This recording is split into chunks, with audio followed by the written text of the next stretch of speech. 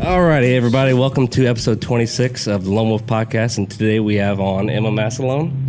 And so before I even jump into the nerdy stuff, you said you came back from St. Louis today. Did you have some business or some filmmaking stuff going on there? You know, I was going to check out Schiller's camera, see what they have over there, and didn't even make it over there. Chili's Gamer? Schiller's camera.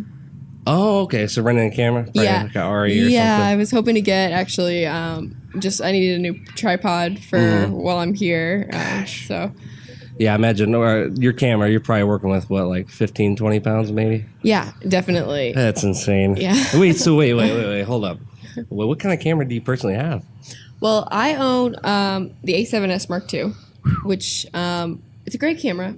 Yeah, it's no Sony. The only one I've got to work with was the X70. So it's very beginner level. Sure. But the files weren't big at all. Like the rendering speed, I'm sure you know what that's all. Like it was pretty smooth. I actually edited on a 2011 Mac. It just had a hard drive, no SSD, and it had like 4 gigabytes of RAM in it.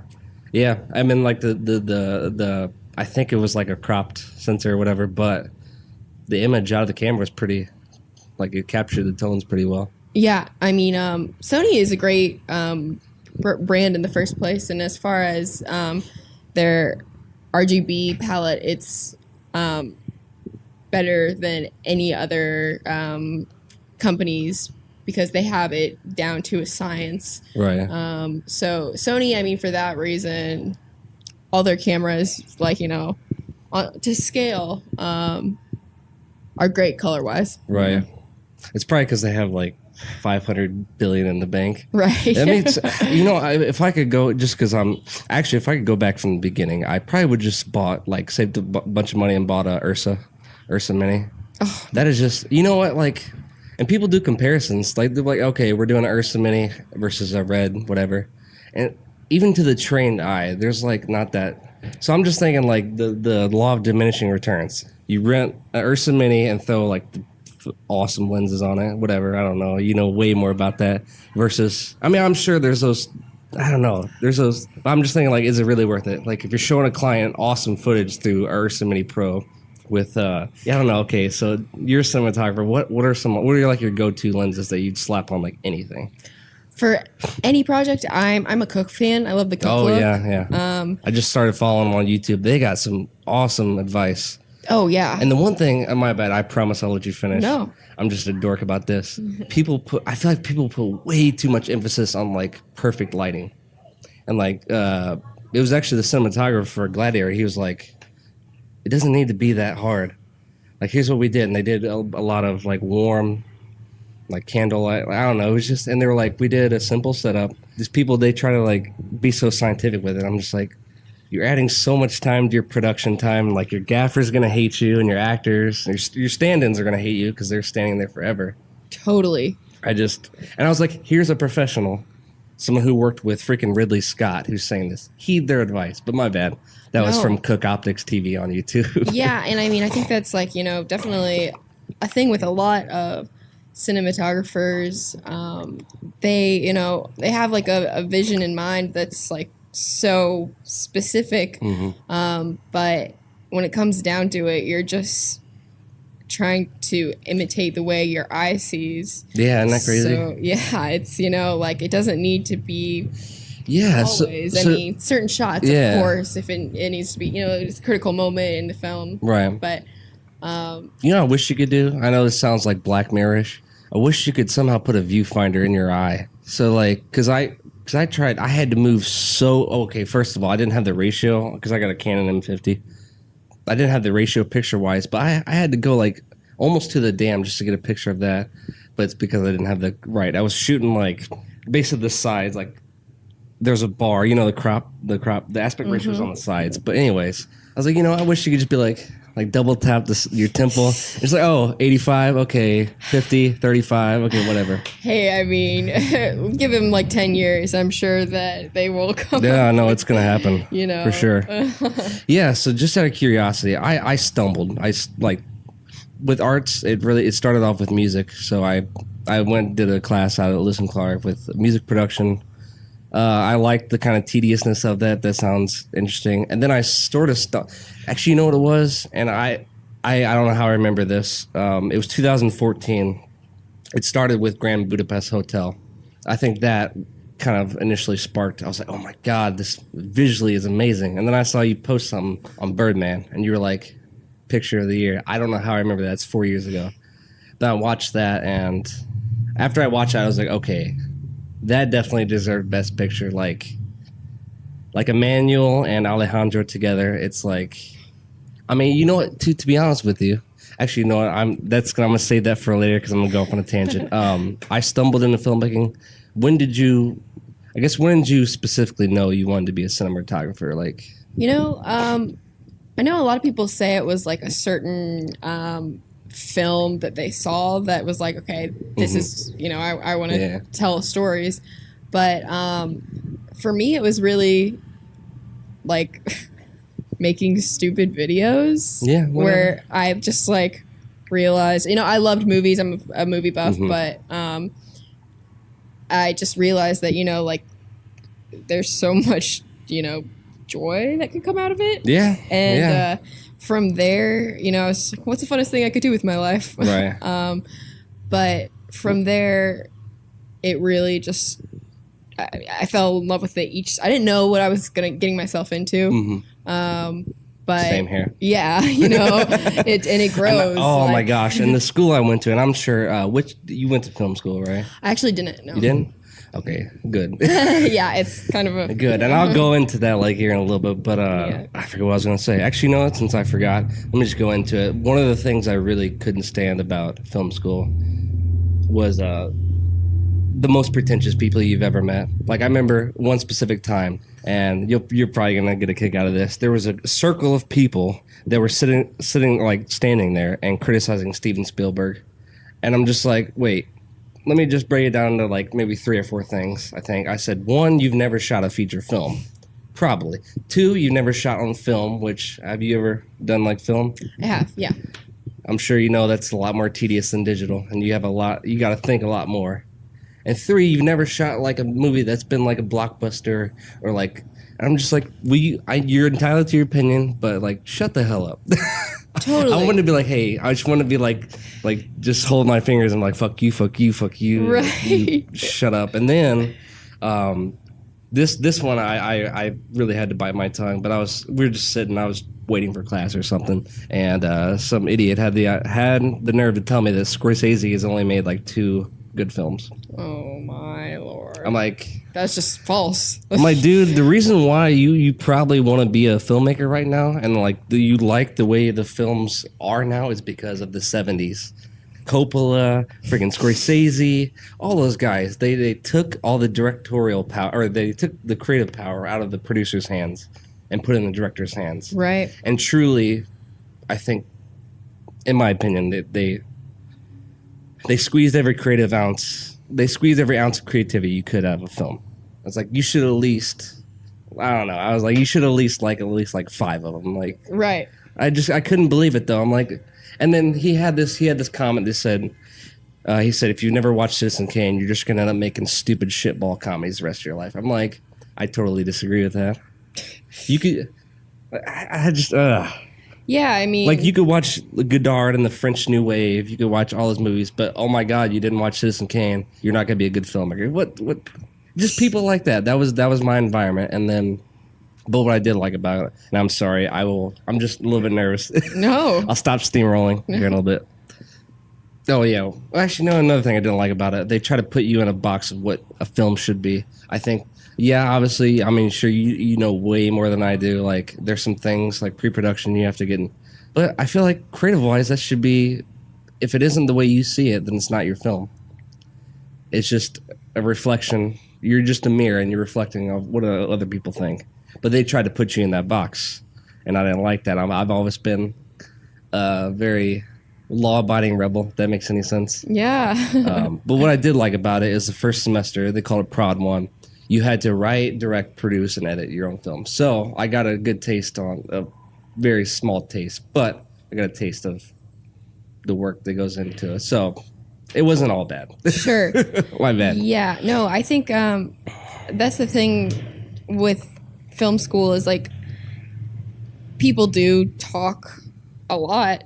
And, you know, what I've learned in this industry is the people that know what they're doing don't really talk much. You know, the people that are just trying to, you know, project and say they have opinions and everything is because they're trying to prove themselves. It comes from a place of ego. Yeah. Like, you know. Well, you know what? I'm not trying to be like a classist here, but a lot of these people come from like very privileged backgrounds. Sure. And like, I don't know. I just feel like that. I don't know. They've had too much time to themselves to think and like stroke their own ego. It's just like, man, just get out there in the world and realize that. I don't know. It just doesn't have to be so black and white with your. I don't know. Totally. And I mean, I think that those people, when and if they do come out into the world to be filmmakers, a lot of the time they don't make good movies or they make stuff that's already been done because all they know is what they've criticized and what they've watched over and over again. And at the end of the day, what makes a good film is what makes you feel like you're there experiencing it like it's real life, you know? Speaking of that, the last film that made me, like, I actually felt my heartbeat was, and it was obviously the cinematic experience, but it was putting myself in the character's mind, was The Revenant. Oh, yeah. When Leah was when Hugh Glass was getting attacked by the bear, I'm just thinking, can you imagine how terrifying? I mean, you're probably in survival mode, so you're probably not even thinking. But I was just thinking, like, can you imagine how scary that would be? A grizzly bear, a mother grizzly bear, is charged and is going to kill you. I was just like, oh, my God. And, oh, man, just like, Emmanuel Lubezki is probably my favorite cinematographer. I mean, it's hard to deny he is a simplistic genius. Oh, man. He's what really got me into ultra-wide lenses. Oh, yeah. And the natural lighting. Like, you know what's funny? Another byproduct of being in film school, I was like, I kind of hated the people I was around. I was like, I wonder if all these people are pretentious. So I would, like, this is pathetic. I would literally go online and be like, filmmaker, blah, blah, blah, pretentious, and try to look for articles. And one of the ones they brought up was Tree of Life. They were like, is this a masterpiece or pretentious or something, or like a hit or a miss or something like that. But Emmanuel Lubezki in that film, that changed my whole idea of like what a film can be. That one, you can just, I mean, like the whole jump cuts, like the film school said, oh, don't do jump cuts, or if you do them intentionally, they're jarring. I'm like, no, actually, you can throw them throughout all of a film, use amazing cinematography, have barely any dialogue whatsoever, and it conveys a story, and beautifully. And I was just like, yeah, and this is after I decided not to go back to film school, but I'm like, that was so liberating for me to watch that movie and be like, Michael, it doesn't have to be so cut and dry. Like, you can, well, that and Christopher Nolan, actually, a lot of their films are very visually telling a story. I'm like, the weight was lifted off my shoulders. I'm like, you can just tell a story visually and like maybe write a story with very little dialogue, because I'm sure you know that's so much more production time and things you have to worry about, like, oh, there's a plane flying overhead, and sure. I'm sure you know well about that with LA. Yeah. Oh yeah. Yeah, I mean, it's, you know, back to what we were talking about, you know, with the film students. No, I think you can relate it to movies too. Is you don't need to like spell it out for the audience. I know. You know, I mean, that's a bad movie. Right. And I don't know if you've seen A Quiet Place yet. I have not, but that's I want to. Yeah, no, it just is. You would love it based off what you've said. Yeah. And you know, I mean, there's probably 3 lines in the whole movie. Really? Yeah, and it is extremely suspenseful. Oh man. Yeah, it's great. So you know, like, in the words of Martin Scorsese, it is about what you show, but it's also about what you don't show, you know? Yeah, it's true. Yeah, that's something I try to stay away from, is preachiness and expository dialogue. Absolutely. It's just like, Yeah. Well, I don't know. I just and this people are entitled to it, but I can't stand how stuff is just so obviously politically charged nowadays. I just think the art comes from the subtlety. I'm fine with you putting your political opinion, whether it be conservative, liberal, whatever, but like, can you use metaphors and some subtext here to convey your message rather than just be like, hey, you're this and I disagree with that. Yeah. And it just I don't know. It's cheap. It is cheap, and that's a good word to describe it because it's also, you know, cheating because it's like it's, you know, something that everyone has an opinion about or can relate to. So it's kind of like all these people think this one thing, so I'm going to hop on that party bus, even though I don't know. I'm not a politician, but I'm going to say, you know, my little idea of what I know through this movie. And, you know. And you know what? Obviously, I haven't met or haven't been as around many people as you are consistently. But I've met some, like whether what politics you believe in, some of the nicest, coolest people I've met, I disagree with politically. It's like, why can't you just like I said, people are entitled to that, but why can't you just try to and what it's not a good idea to alienate your audience, just like, I don't know. Right. Exactly. I think that's one thing I'm thankful about, like, growing up here is it's cool. It's like a microcosm of a city because you got St. Louis literally 15 miles away, but you can meet so many people, different people, and they're so friendly, but like you get to know them on a personal level without ever discussing politics. And I feel like that's helped me in a more like bigger communal ways. It's just like, hey, how are you doing? Blah, blah, blah. Not in an artificial way, but like, what are you into? How are you doing? Totally. Yeah, and just, I don't know. I just don't like. Yeah, I mean, it's I don't like trying to alienate it because I felt that in high school and when I was younger. I felt what it's like to be alienated. I want people to feel welcome and comfortable around me. Totally. And I feel like that should carry over into whatever art I try to make. Absolutely. You know? Oh yeah. Yeah. Oh yeah. So my bad, and I promise I'll keep a common thread going throughout this. But I usually write notes for the podcast, but I just, like I said, I felt this is gonna go pretty well. Yeah. Yeah, I felt the same way. And you know, I convert that nervous energy into like a lot of talking, if you can't tell. But I was listening to a podcast, Joey. If you ever get a chance, his name's Joey Diaz. He's from Cuba, but he's been all over the place, but he's now in LA. He was talking about moving from Boulder to LA, and like he was 18 different emotions at once. So I just wanted to get like your perspective moving from Alton to LA. Like, when you saw the Hollywood sign, like what was that like? Like, totally. You know, at first, you know, coming from such a small town to a big city was overwhelming, as you can imagine, but it really, you see like all the good before, you know, it takes a while to like break down what is actually going on. It's like you're kind of like a vacation for the first month, just because there's so much to like figure out. Right. And me trying to break into the film industry, it's like, it felt like when I got there, there's so many people that are in it that the more people you talk to, it feels like, okay, my career is going to take off any day. Yeah. It took 3 years. Like, you know, like, and it was just because people out there, you know, that's what it does take, you know, it's just time. Right. And so, yeah, I mean, it was overwhelming and day by day disappointing. Really? Because, you know, you keep thinking that you're going to, I mean, I work for free. That's something I'm trying to stay away from myself. Yeah, I mean, I mainly do that. I mean, I'm not going to get paid for this for a while, but like, it's just something I enjoy doing. Sure. Yeah, I mean, you know, that's what it takes. I mean, like, you know, just, and it's a good place to like, also like, this is the place you want to make mistakes before, you know, you're getting paid for it. So were there some things that would like reinforce your love for cinema? Like Oh, yeah. amidst all that disappointment, or like Absolutely. I mean, meditation or something you do. I don't know. yeah. Good people. There's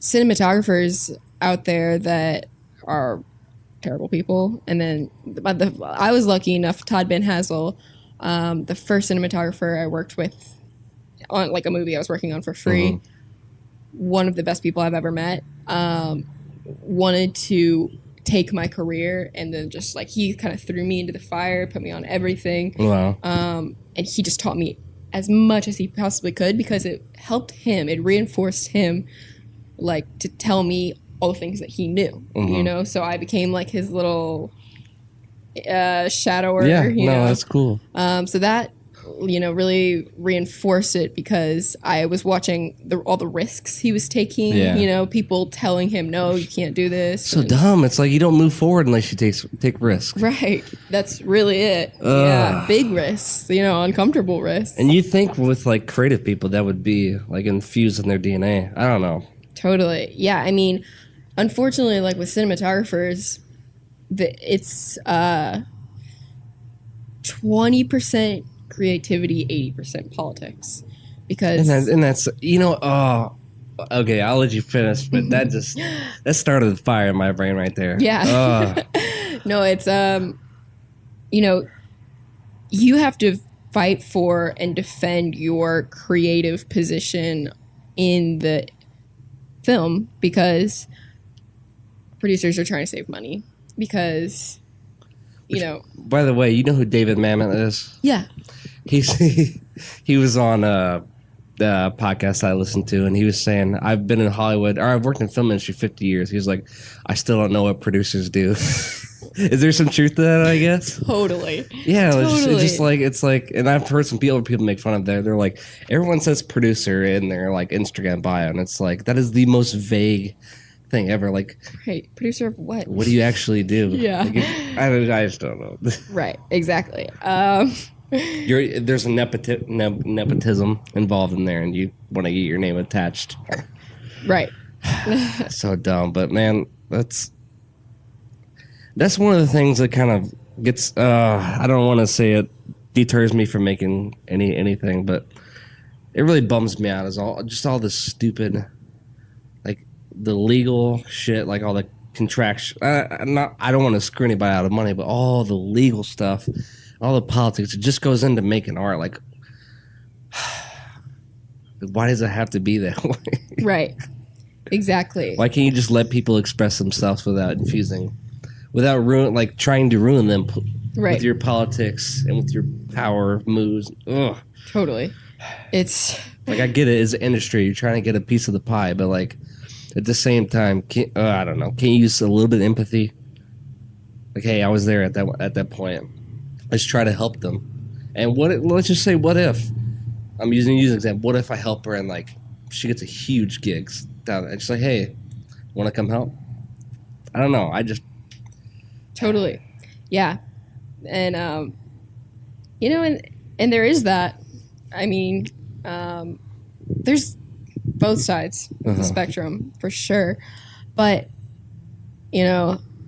as directors and DPs, we have a huge responsibility to really fight for, the story we want to tell. And, and then there's the people that are handling the money, so it's like.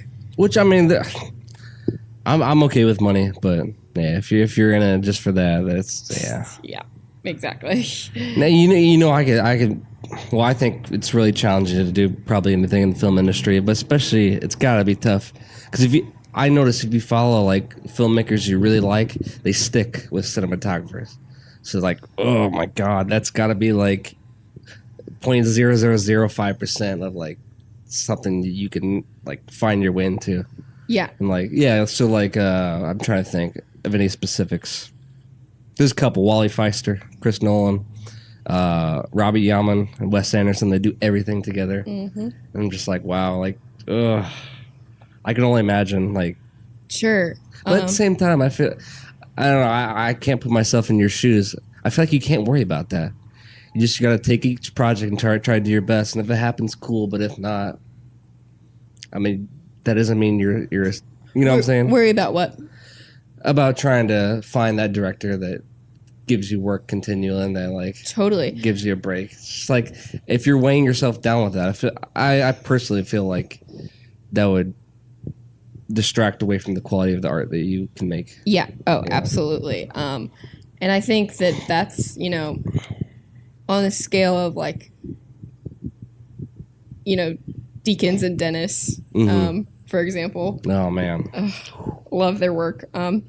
But, as they have an established separate careers and then came together and realized that they made magic together.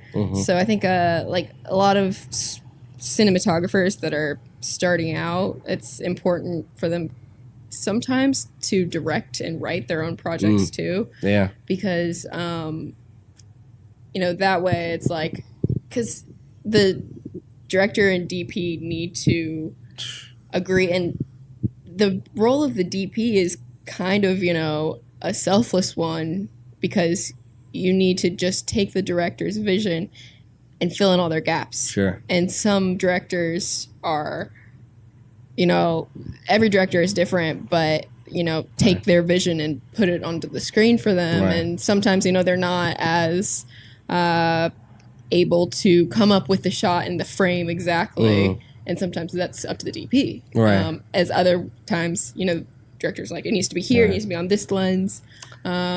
This is the edge of frame. Right. Everything in here, so now, do you I guess obviously everyone has their personal opinion, but I guess I'm just trying to take some advice here.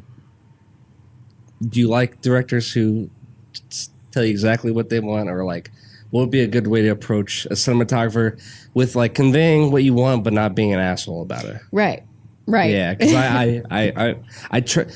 My balance to that is saying I'm sorry way too much, and that people get tired of that, and it becomes like not genuine anymore because I've said sorry 1,000 times. But like I don't know. Say if I were like got a bunch of money together, like, and then you were a cinematographer, like what I don't know what in a general way what how would you advise me to like convey or ask my cinematographer for something like that? Like sure, if that's I think a lot of the time people feel bad for what they're doing, like saying exactly what they want, but owning it, and like not apologizing. Kubrick. Which is extremely hard to do, because in no other field, in no other aspect of life, can you just say exactly what you want and be selfish. You know what? I feel like that's why, at least visually, why Kubrick was so, because he was a experienced photographer. So sure, and like see the whole 200 takes. I think that's total bullcrap, and I probably should have brought some bug spray for that reason. I'm sorry. No worries. Yeah, the 200 take thing is ridiculous. Yeah, I mean, mean, and Fincher, I think, but like, I think that's what made his movie so good. Is he said, "I want like let's throw a 12 millimeter on here from a low angle on a steady cam, and like, but that preciseness is what the DP, elevated the yeah, cinema to the next level. Totally, totally, and at the end of the day, it is about the film. Exactly. Like, so, and it's the director's vision. So I've worked with directors that have wanted, to just pick the frame themselves completely, sometimes even hold the camera. And I don't know. I just feel like that's a little bit. It does feel it's a bit much. Like it's kind of insulting, honestly. It's a little insulting. It feels like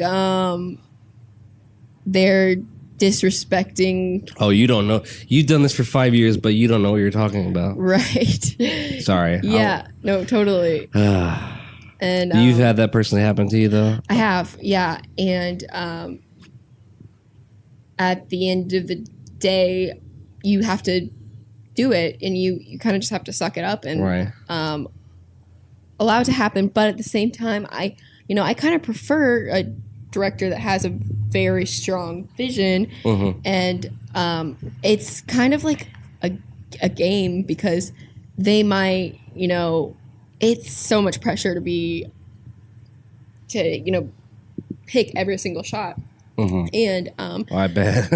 as a well, DP, otherwise, it's like you're the director and the DP now. right? Exactly. That's actually it's kind of an exchange. So like the DP, I think it's like kind of their job to support, but also be the director's leading man or woman to talk about the next shot. How's it going to flow in? Like just always be their reminder of and. I've heard a lot of people say that they'll have like an editor on set. Yeah. Do you feel like that helps you out too? I think definitely because as long as they're not like, oh, that's not going to work. It's the only thing the editor on set should be there for is to suggest getting other things before you. Oh leave. yeah, coverage for sure. Yeah. That will be a very fine balance for me. Is like.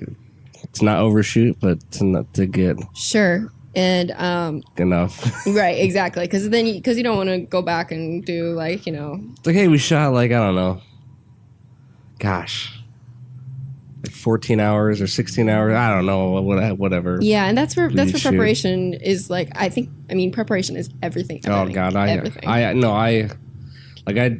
know you're using like industry standard stuff, but I make sure I'll shot list the hell out of something. I'll storyboard, I'll mood board, I'll do all that stuff before. And it's strange. I over prepare and then I get on set and I'll improvise. Totally. It's weird, but I think it's important to have that foundation so that like if you feel like you're about to shit yourself, you're like, oh, I have an idea of what I want to do. Okay, let's do this. Totally. And it doing that, it allows you to get on set because things change, when you have it in front of you. Right. You get different visions, but, having the storyboards and your vision down, it allows for saved time. Right. Exactly. Which gives you the ability to pick up things if you want to, You know what? I consume all these cinema YouTube videos. Two things. I really want to shoot at least a feature film and all. There's so much cinematic potential here. It's ridiculous. Oh, absolutely. It is ridiculous. But I was looking into lighting. I think, and like what I think and what I actually experience might be two different things. But I like the whole idea of actually lighting an entire scene, like Kubrick would do with like practical lighting. I feel like people can get too lost in like, oh, this has to look like a shot this shot alone is gonna win best cinematography. And I'm just like, I'd rather have my actors have that freedom to move around and like, I'm sure that takes a lot of more time and setting up, but right, it will pay off when you're like, okay, let's just move over to here. We got this shot. Right, the lighting still looks good. Who cares? Okay. All we gotta do is put a negative fill here. It looks good. Okay, let's shoot. Right. Yeah, I mean, I don't know. I guess my point was like, I don't know. Are you kind of a big fan of that, or do you more? Are you more a big fan of like the 3-point traditional stuff? I'm not a fan of. Of course, I think time of day is important. Just in as far as lighting, like. Story-wise, like timeline, it wouldn't make sense, if they're in a room all day and like nothing changes, Right. So, yeah, I mean that's like, but that can be done with one light, right? And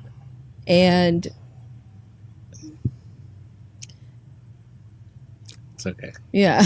No, you're good. Yeah. No, I'm like hanging on every word here. No. Sure.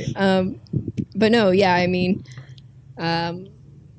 The big, like, with going back to The Revenant, it's great, amazing. Nothing but natural lighting. Natural lighting. Did you hear the story of how they so they basically had like a rover type thing, an off-road thing, and they had a huge negative fill above their actors at all times.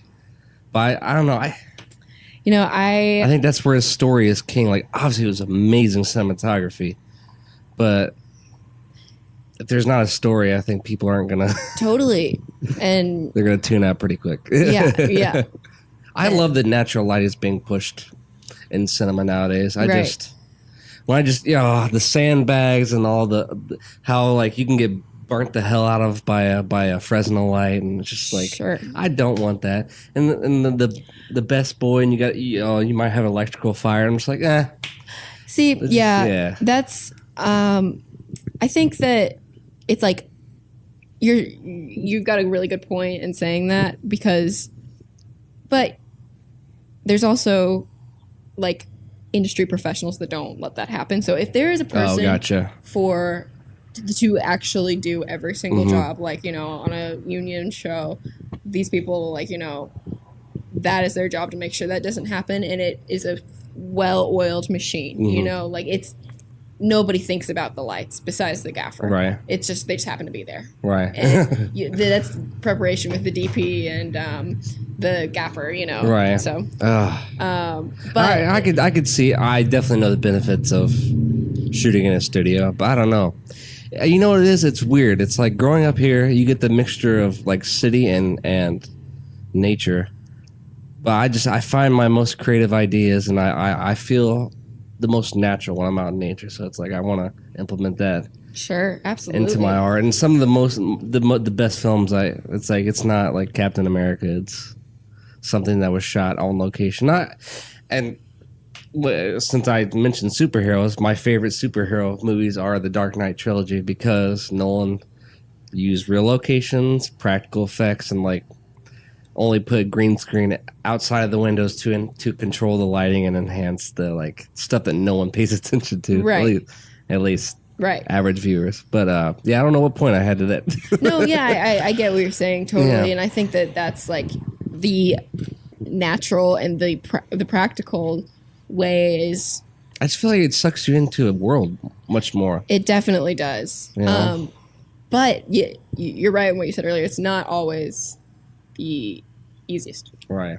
And it, it takes, like, with Revenant, I work with John Connor, who's the first AC on that. Oh, wow. So they shot 2 hours a day for a year Oh, my goodness. and a half. Oh, my God. Yeah. Wait. Why? Because they wanted to get the morning light. Okay, so they basically did a reverse... what's that Terrence Malick movie he did where he only shot during golden hour? Yeah, I forget. Yeah. It had... That's... I don't know.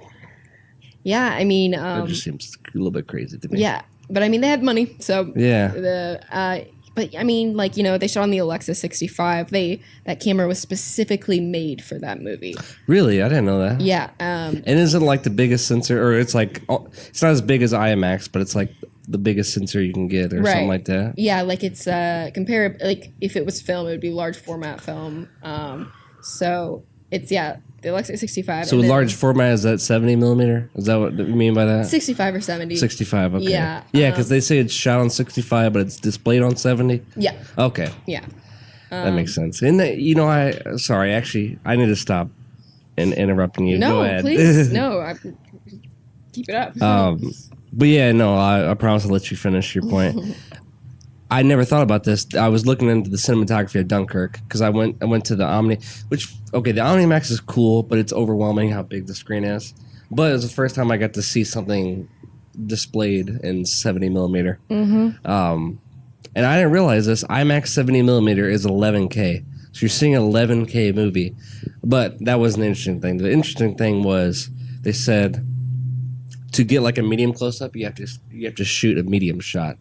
Because when you're displaying it, it like shows. I don't know. I just thought that was kind of right. It's like you have to rewrite your shots, but they mean something different. Totally. And it's the same with ananamorphic. Don't get me started on anamorphic. I just love it. It's like make images beautiful by being what you are. Totally. Yeah. And please correct me if I'm wrong. Just referencing YouTube videos. I don't know if they're like industry professionals, but I think they said like whatever the millimeter is on the lens, whatever the squeeze factor is. So if it was like an 85 and you shot it with 2, it would become like almost a 40 millimeter lens. Yes. Because of your de-squeezing it. Correct. So yeah. Oh my God! So you have to get like if you want to get like a 80, you have to get almost a 200 millimeter lens. Right. Yeah. That's probably why you don't see a lot of close-up shots in anamorphic movies. Exactly. Yeah. Or have a huge set that dedicates. Okay, we're gonna be 10 feet back. We're just gonna close up here. Right. Or 20 feet back. Jeez. Exactly. Yeah.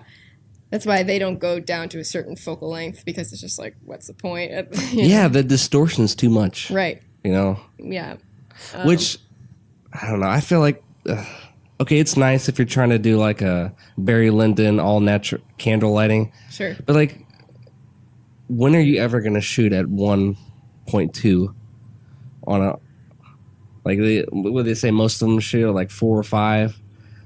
Like that super shallow depth of field is not necessary. No, not at all. And not like, oh my God, there's so much bokeh. It's just like, yeah, it's not necessary. I mean, and it looks cool in photography. I feel like it'd be distracting. Yeah. In filmmaking. Yeah. To have these huge swirls of light behind them and like, I don't know. And That's also just my like opinion. give your focus puller a break. Like. Oh my gosh. You know.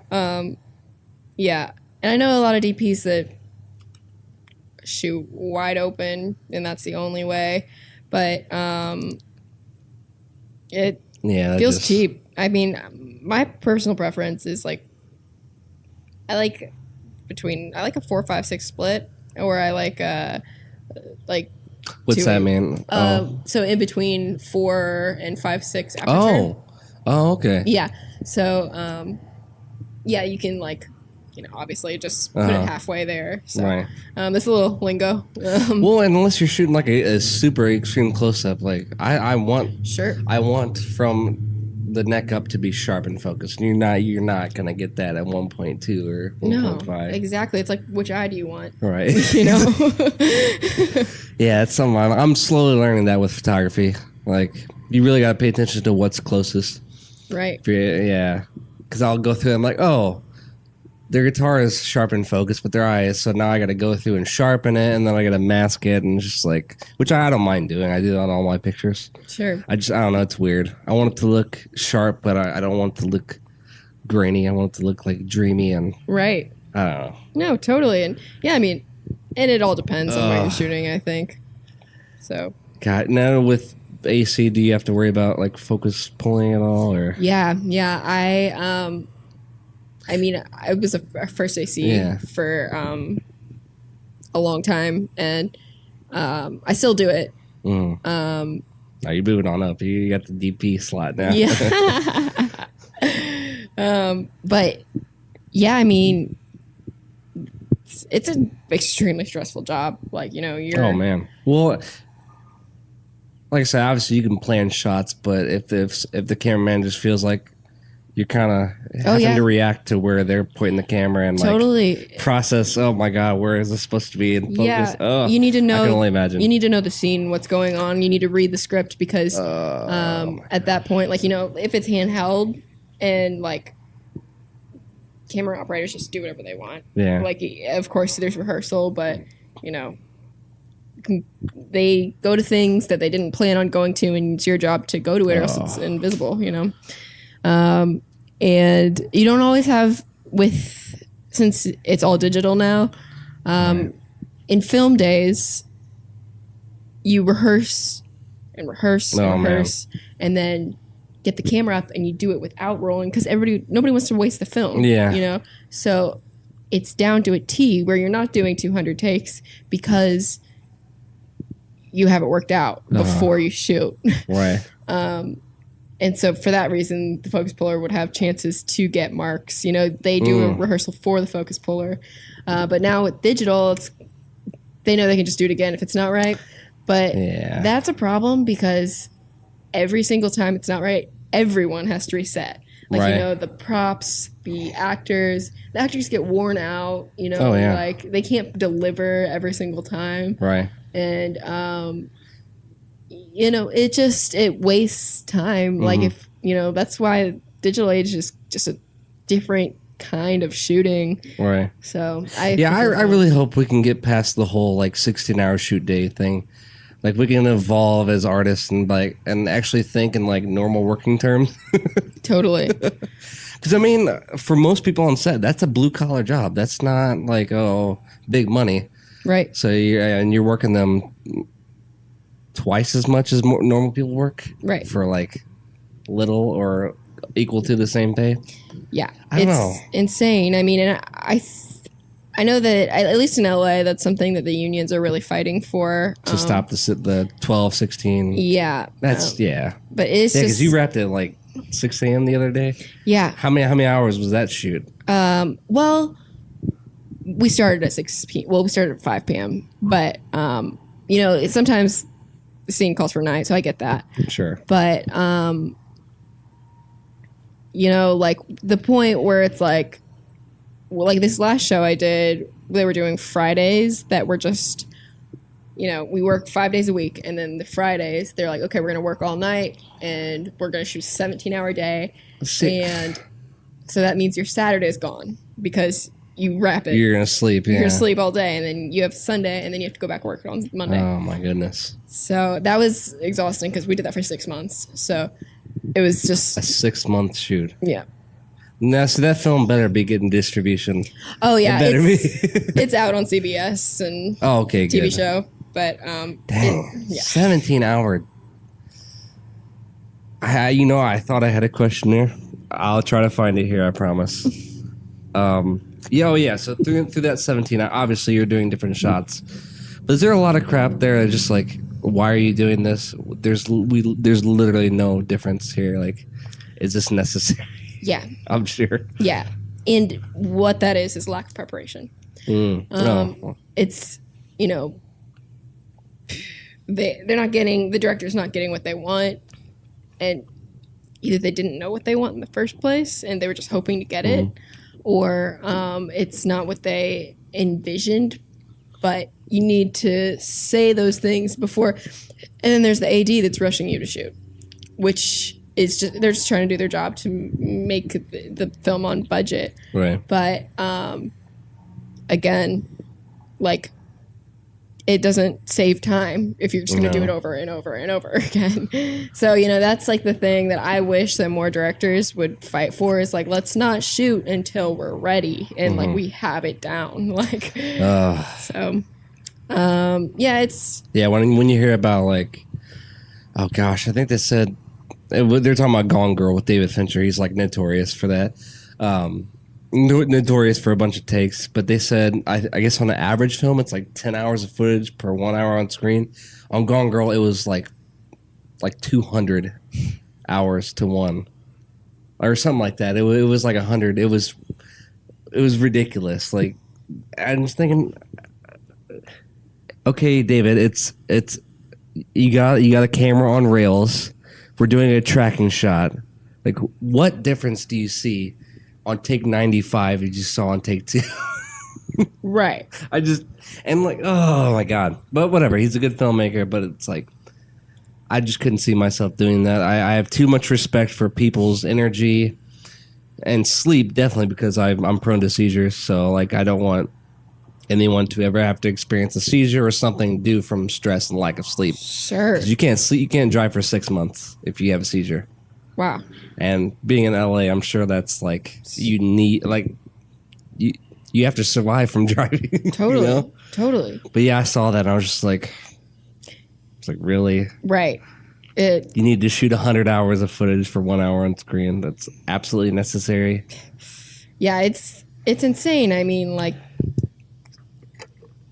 a lot of these directors are just crazy. Like, I love digging into deeper, like, what is the reason for that? Right. Did they feel inadequate as a child? I don't know, that sounds a little bit personal, but like, are they just projecting all their insecurities on you? And like, are they just like sociopaths and they want to make sure they're like, oh, this is my project? I don't know. I'm interested in finding those out vicariously. Never want to experience them. Sure. Maybe that's why I want to be a director. I like being I like the creativeness of it, but I want to be like the guy who knows what he's doing, but is total sweetheart to work with. Totally. Just, And I think like Wes Anderson, like he says he's the sweetest director you could meet. He's the sweetest guy, but dude's one of the best filmmakers in history, in my opinion. Oh, absolutely. Yeah. So there's just, I mean, it's weird because it sucks because the crazy ones sometimes are really good, but once again, just as the really sweet people are, it's kind of time to come to an end to those insane directors, but they make good movies, so it's a borderline, like I don't think it has anything to do with. I mean, they could still be a good person and make a great movie. Right. It probably is just like with anything.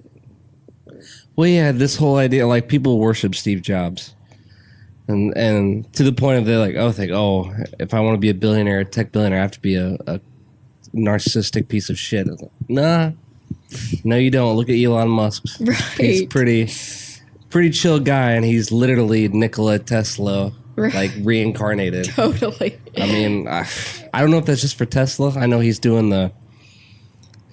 actually trying to create like a sustainable subway underneath LA, which I'm surprised they don't have. Right. I know like you're in the ring of fire there. Yeah. But there's gotta be. I mean, it's only growing. There's 20 million people in the metro area. And you're landlocked, and like there's no public transportation. Like something has to be done. Something it is insane. People are like, well, especially with, the movie industry. A lot of them are shooting in Atlanta, but I'm sure it's mainly like LA crews going to Atlanta, right? Pretty much. I mean, pretty much. Yeah, it's coming up, but that might change, and people are gonna start like, do I want to move to LA and sit 4 hours in traffic? Is it really worth the lost time? Right. Or should I just move to Atlanta? Like, something has to be done with public transportation there. It's insane. It's like... It's literally not sustainable. No, not at all. The fact that, like, a city of... metro area of 20 million people, they live off the water from a reservoir. A reservoir is not meant to support 20 million people. No. I mean, this is, the... water crisis and LA's on fire right now. Yeah, really, it's reached there now. Yeah, it is on fire. Like, is it because dumbasses start fires in Northern California and that spreads down? Well, like this one that's going on right now, it's I really should have bought some off. I'm so sorry. Oh my god, no, it's fine. I've been doing this all week. Yeah, no, I mean, it is just like unmindfulness and unconscious people. 90% of the time it is a person that starts it, and there's one that's in like Orange County right now that is it's so dry there that a cigarette butt could start a forest fire. And that's I've often, and like literally no offense to anyone including you that lives in LA, but I've often wondered why people flock to move to deserts. It doesn't make any... Like, I get it. Trust me, I get it. I lived in Denver. Blue skies, beautiful weather. I'm just like, deserts aren't meant to inhabit people. No, not at all. There's no water. It has a chance of getting on fire. Like, why would you move there? Yeah. Like, Utah is beautiful. We went to Moab. And, we went to Bryce Canyon and then to Monument Valley. But I'm just sitting out here. I'm like, this is depressing. Why would you build a city and then move here? Right. I don't know. I guess it's probably because I'm living here. That's like one of the technical things, or not technical specifications of moving to a city. I'm like, I want to be by a source of fresh water.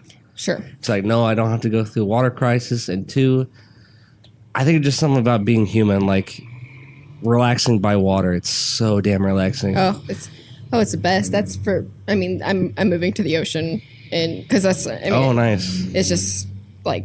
The rest of LA is terrible. Really? Are you moving like the Malibu area, I guess? Yeah. Oh. Yeah, finally. Now correct me if I'm wrong. Is Big Sur near Malibu? Big Sur is north. It's not in the LA area. Oh, it's in Brea, right? Brea? It's in... Near Brea. What is it? Sorry, if any of your friends listen to it, they're probably going to hate me. Oh, no. No, it's in Carmel. But it's, it's along the coast. Mm-hmm. like halfway. Pacific Coast Highway. Yeah. I would love to drive that someday. Oh, it's great. It's actually recommended more. Just elevate. I don't know. It's like, I don't know. Being on a coastline, just being elevated above water, it's just so majestic. So majestic. It is. I don't know. That's why I love our little river around Yeah, here. you know what? Honest to God, it took me, and I should have listened to my uncle. Like, obviously, I have some things I'd like to do here. One of them being Film Fest. I just think we need one. There's too many creative people around here. And I want to see if I'm able to, like, hold and sustain a film fest. I've already got the logo for it and everything. I'm probably just going to be a short film festival the first year. Cool. That's great. Yeah, just, I don't know. There's so much potential here. I mean, yeah. Well, and it's like, you don't even need to do it to Alton. You can have people come from St. Louis, Kansas City. People will take the train down from Chicago. Like, you have, it's just the stuff, like compensating people who come here and all that stuff I need to think about. I don't know. That just, I'll figure that out. But, my gosh, what the hell was I going on about? There's enough people. I mean, yeah. I forget what I was going on about. Oh, my bad. Yeah, so there's things I want to do here. Film Fest. I already got the podcast. I'll probably maybe move to Atlanta in the future. But the point is, sorry, about Alton. It took me going to Denver, coming back to appreciate what I had taken for granted. Like, geographically, this place is just like an anomaly.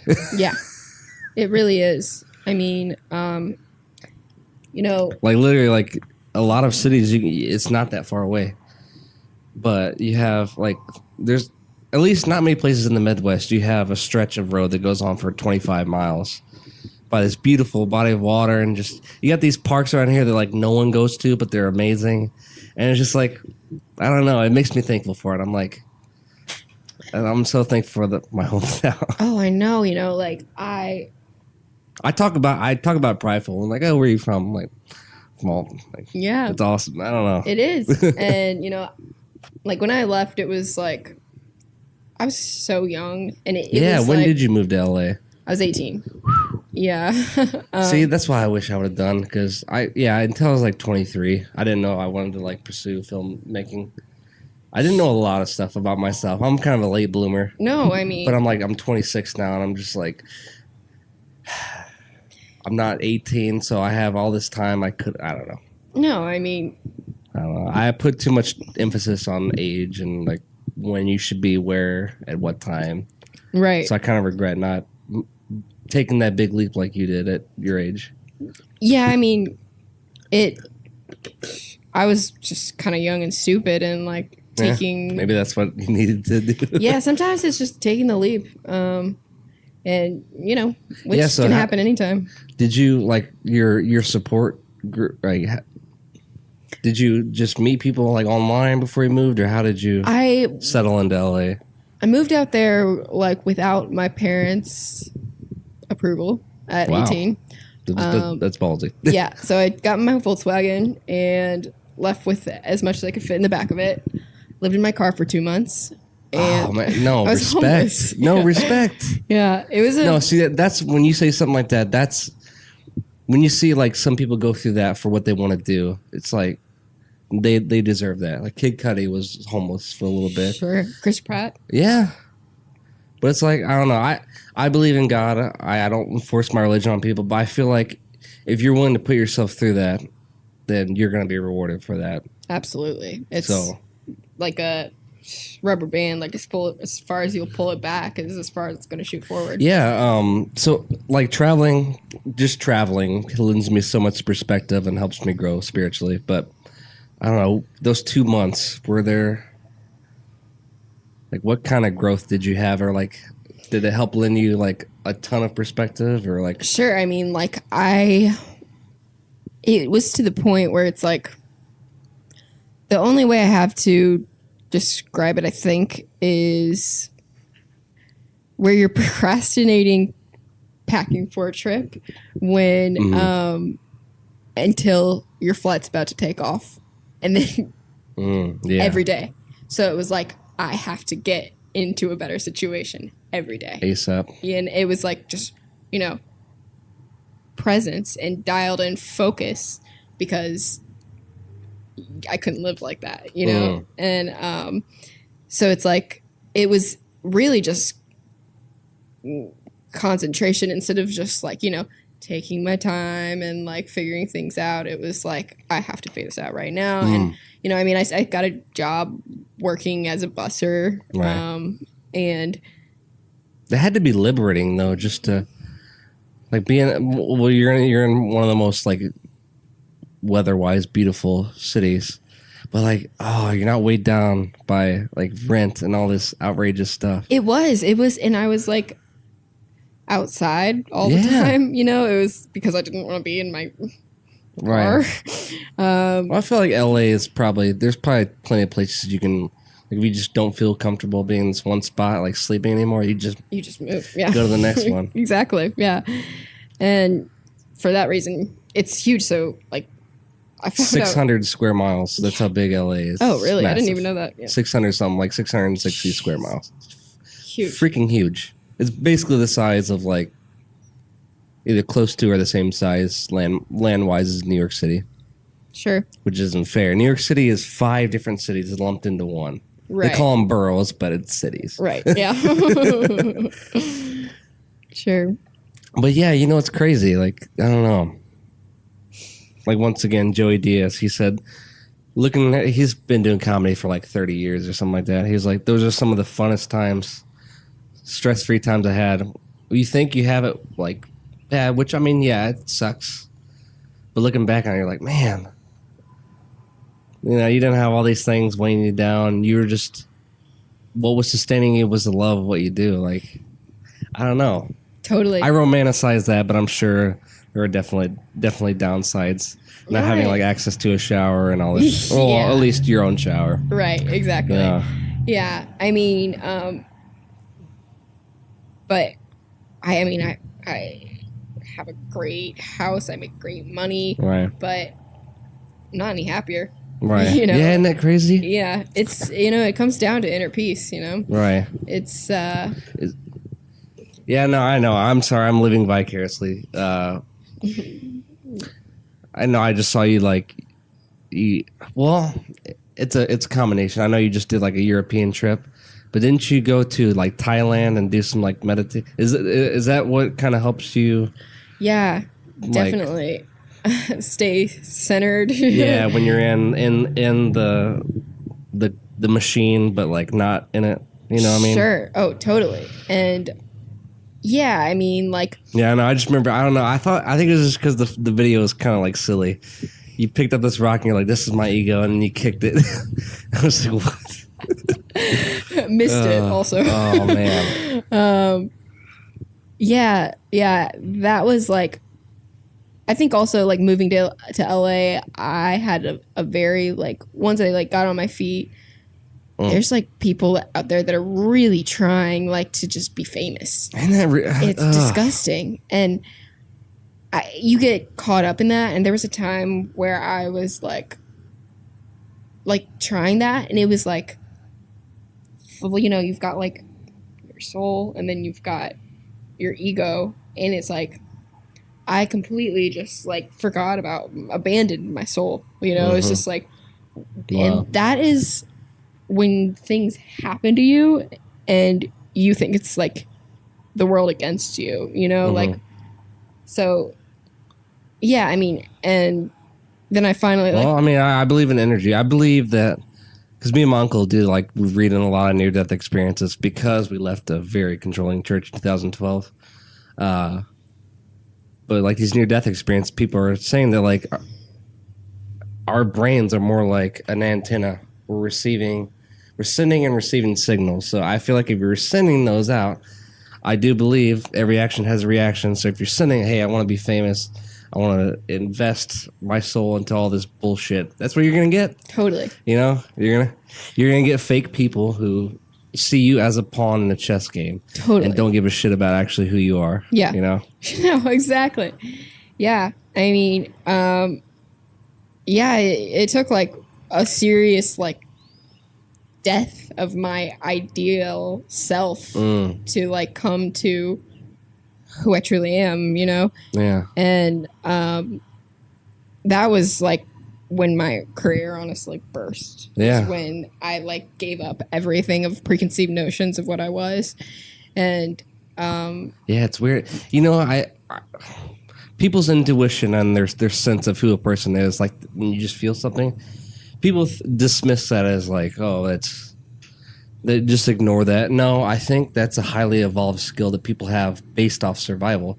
So I think if you're actually being honest to yourself, people can actually sense that. Therefore, they're probably more willing to trust you and hire you for projects. Totally. Right? Totally. Yeah, and I mean, it's what it is 100% like people. Well, especially, and I'm like I said, I've never been there. I've never met the people, but I'm sure that's hard.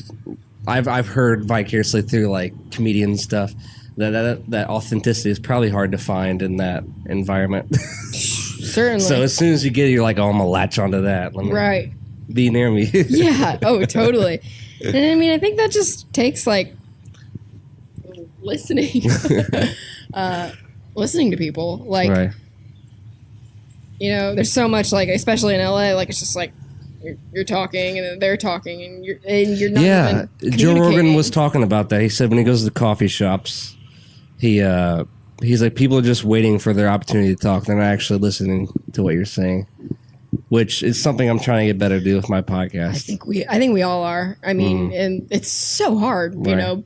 Yeah, actually, what? I experience this in Denver. And anytime I go to like what I consider a big city, I have this like at first I have this monolithic thought of like, oh, these people belong here. They know exactly who they are and what they want to do. But it's like when you actually get there and you overhear people having conversations, you're like, they're just as lost as I am. They're just in a different geographical location and maybe in a slightly better socioeconomic like class. But even with that, you talk about like you're making better money. The law of diminishing returns is like, are you keeping more? Like, are you financially better off? Right. Like exactly. Debt-wise than you were? And like... Totally. I mean, you see people like driving like sports cars, all designer clothes, but right. How in debt are you? Right. What was really interesting is my uncle was in his 20s in the 80s, so he gravitates towards 80s pop stars. But he said Madonna went to, I think, Africa just to do some and she was like, those people are leaps and bounds more happier than like multi-millionaire friends that I have. But I mean, and then, not that I'm putting down like money, but it's meant to be a tool. Right. It's not meant to be something that you worship. Like, we're just not wired that way. Totally. We're wired to, and what's crazy? Going back to near-death experience, the answers they got were simple. It was, you were put on earth to love and to receive love. All the other stuff is just smoke and mirrors. Like 100%. Fame, money. Like, there's a reason why people kill themselves and they're $100 million and they got... Totally. They can't walk down the street or, like, pick their nose without getting pictures taken of them. It's right. Yeah. I mean, it comes down to the society that we as a human race have made, not even just in America. It's everywhere. It's a false reality, like of you need to do this, you need to do this, you need to do this to be happy when all you need is food and water. Yeah.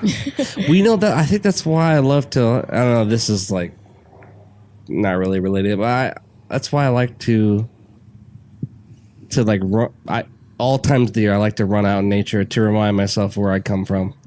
So like important. This is like, people can get too insulary by their experience can be too insulary to like, I'm on this block. It's like, that's not where you, yeah. And you're wired to like be out in the world and like experience that. And I don't know. Yeah, no, 100%. Like being out by yourself in nature. Oh man. It's like, and that's something I wish that people would do that more, because you look inside yourself. Exactly. And like what you're saying about like looking at people at coffee shops in Denver is like, it's the same as like social media, like scrolling through like not my life, not my life, not my Right. life, not my life. Right. And I wish people would be more selfish. You know what was amazing since you brought up social media? Like the trip I said we were supposed to go on the glacier. My phone, I dropped my phone, screen shattered before I went. I was so glad though. I'm so glad that happened. So I had no connection to the outside. Well, I brought my like laptop to edit footage and stuff, but it was only when we got to our Airbnb that I could even access. And even though we were at national parks, I didn't view them through the lens of Instagram. I would walk way ahead of the pack just to get some footage, but I'm like, be present. Like, Right. Find something here, Michael. Totally. Find something here that's going to nourish your soul. Like, take it in, use it, but Oh yeah. I don't know. I'm a pessimist when it comes to that. Like, some people just, it's cool to see stuff in person, like national monuments, but it's like, why would you just go there for such a stupid reason just to get a cool Instagram picture? Sure. Yeah.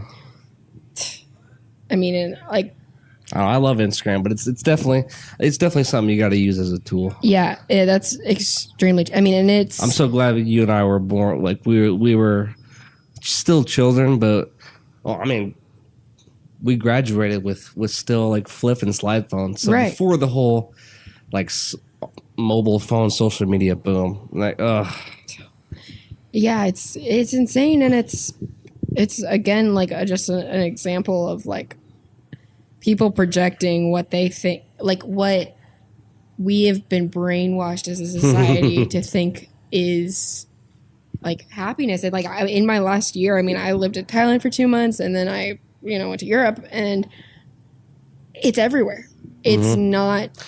You know what? And like this is just my uncles because we're both like God believing spiritual. I would say I'm a deist because I don't know what I can't say with 100% certainty I know exactly what version of God there is out there. His view on it was there's like, I said, why does it seem like there's such a low magnitude melancholy throughout humans? Like no matter wherever you are in life, even if you're in the 1% of the world.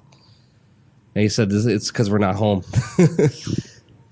Somehow we know that our soul is in this body, and we're here to learn something, but we're not where we're supposed to be. Totally. I don't know. I just feel like that made Totally. I made mean, a lot of sense. And it's like, in a way, like it's almost like this earth that we have. Like it's like we are almost experiencing hell on earth in the fact that we're in our bodies that experience greed and jealousy and these things that are not real. They're like made up. And almost any fantasy you have is shattered. Totally. Yeah.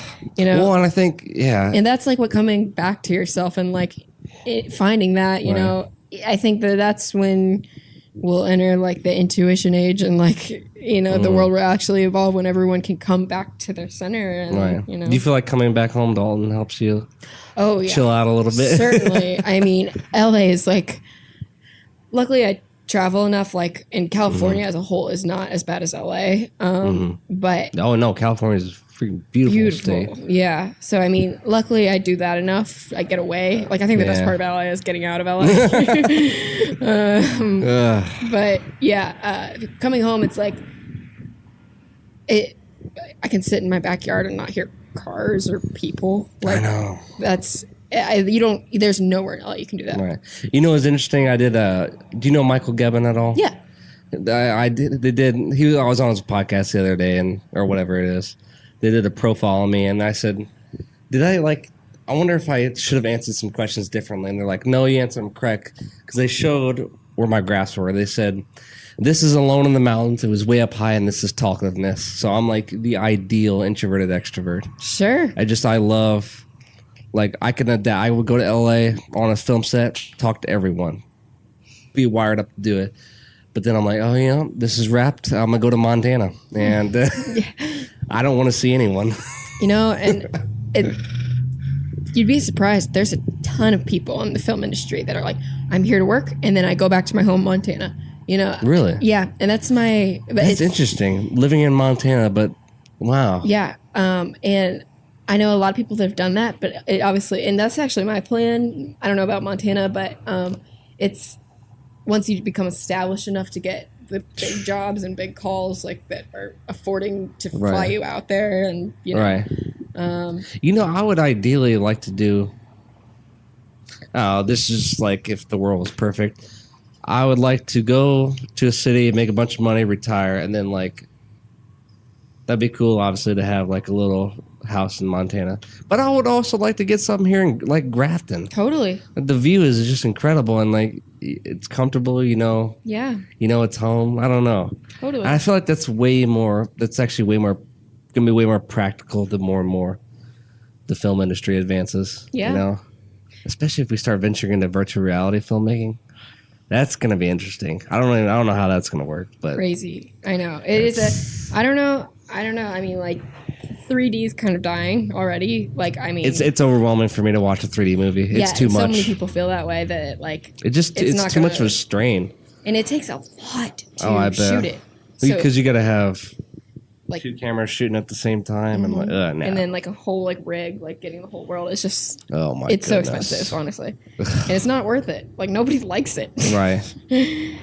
I think the last 3D movie I watched was Pugo, which I actually didn't know that was Scorsese until I was like, oh, it just seemed kind of out of the norm for like Scorsese to do a children's novel about a kid who works on clocks. But then again, what is the normal for Scorsese? Yeah, you know what?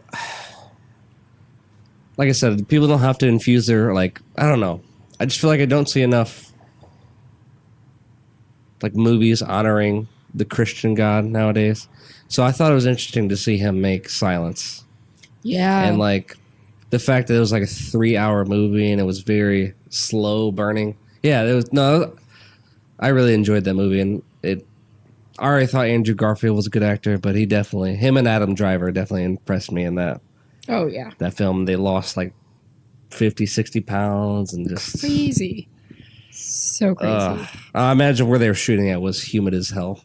Yeah, I'm like, sure. Yeah, conditions probably weren't any good. Right. Yep. Love a film. Oh man. Yeah, I'm trying to think. Honest to God, I think I reached the end. All right. Well, this is episode 26 with Emma Massalone. Alton, Illinois native, but LA cinematographer. Actually, I don't want to land like you to that. Awesome professional cinematographer. Is there anything you want to add in, or like where people can look at your work or anything like that? Yeah. Thank you so much. It was an honor. And yeah, emmamassalone.com is my website and my reel. And yeah, thank you so much. I had a blast talking to you. Yeah, no, thank you. Yeah.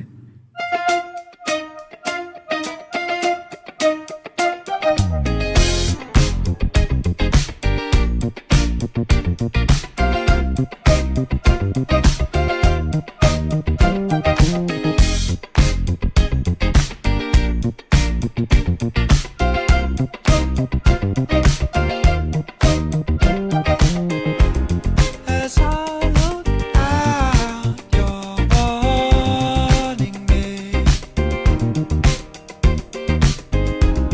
Your thoughts devour my point of view. It's true, I cower when I will speak. So let's get round to why I will be the first in line to open up, so I don't mind to give you all. So let's get round to why the one I need is tied up right now. So let's just wait a while. The one I need is tied up right now. So let's not draw the line, 'cause I can't make my mind up right now. So let's just wait a while. The one I